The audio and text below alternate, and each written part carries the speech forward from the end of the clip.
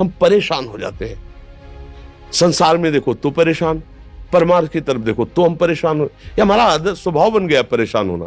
थोड़ा सा धैर्यवान बनो, गंभीर बनो।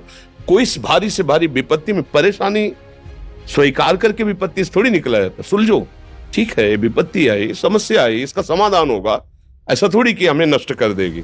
अगर अभी हमारी बड़ी हानि हो जाती है, हम कल इससे बड़ा लाभ प्राप्त कर सकते हैं।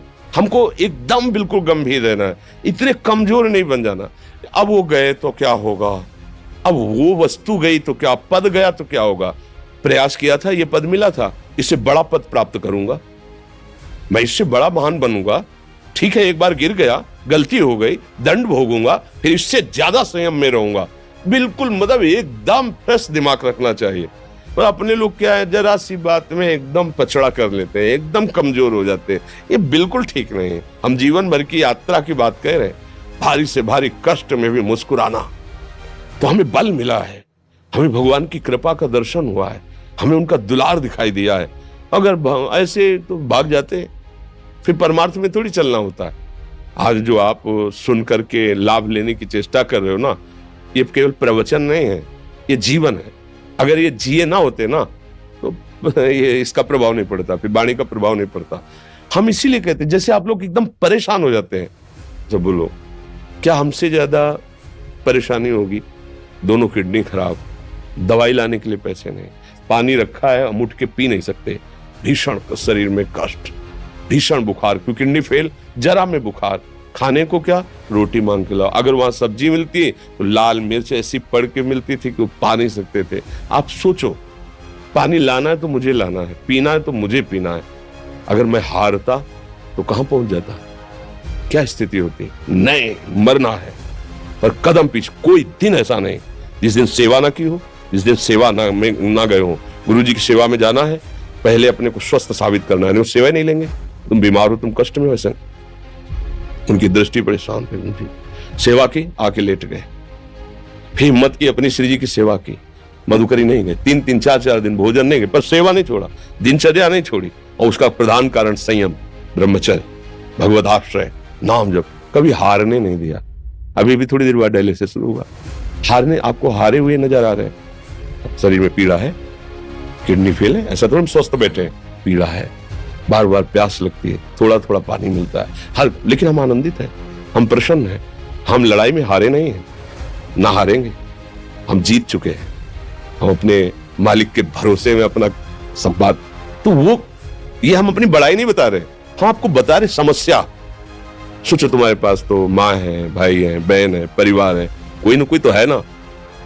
मेरा किसी ने कभी जीवन में ध्यान भी नहीं दिया, क्यों? बचपन से बाबा जी बन गए, किसी से प्यार नहीं, किसी से संबंध नहीं, कोई जानकारी नहीं, हम कहाँ हैं वो कहाँ, किसी से कोई मतलब नहीं। अच्छा, जवान साधु कौन श्रद्धा करे? कभी गांव जाने की हिम्मत नहीं पड़ती कि रोटी मांग ले, पता नहीं लोग क्या सोचेंगे, क्या भावना कर ले। हम दरवाजे पे खड़े हैं, क्या कैसी भाव, जो हमारे सामने आकाश वृत्ति से आया यौवन अवस्था में वही पाया, अन्यथा भूखे रह गए। जब हम हर समय अपने को विवेक के द्वारा सावधान रखे तो हम कभी निराश नहीं हुए, कभी उदास नहीं हुए, कभी ऐसा नहीं लगा कि यार हम दुखी, कभी नहीं लगा। उसी का फल है कि उस सुख का संकेत मिल गया जहां दुख की निशानी भी नहीं है, वही उसी के बच्चे हो। हम सब उसी धातु से बने हुए हैं। हम इतना क्यों परेशान हो जाते हैं? हम ये देखते हैं अपने लोग, थोड़ी बात बिगड़ गई परेशान, नहीं बिगड़ी तो बिगड़ जाने की संभावना में परेशान है। आज सुख है लेकिन कल सुख छिन जाएगा, तो हम आज के सुख में सुखी ना होकर कल के दुख की आने की संभावना में हम भयभीत हो। तो क्या हमारी सोच रह गई?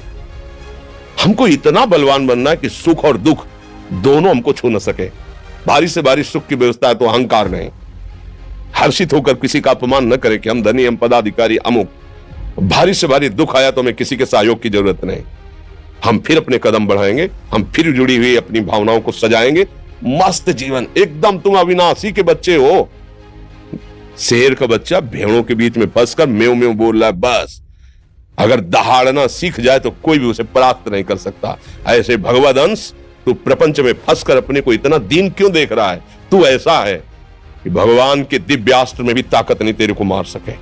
तू अविनाशी का अविनाशी बच्चा है। विनाशी भोगों को, विनाशी शरीर को मैं मान के इतना भयभीत, इतना दुख ठीक नहीं। ये सबके लिए, केवल एक के लिए नहीं। आप समझो, आप लोग सोचते हैं हम गृहस्थ होकर भला ऐसी स्थिति कैसे? जनक जी सुखदेव जी के गुरु हैं और राजा हैं, महल है, रानियां हैं, नौकर है, चाकर। क्या सुखदेव जी जिनके शरीर में लंगोटी भी नहीं है, दिगंबर, परमहंस के गुरु है जनक जी जो राजा हैं।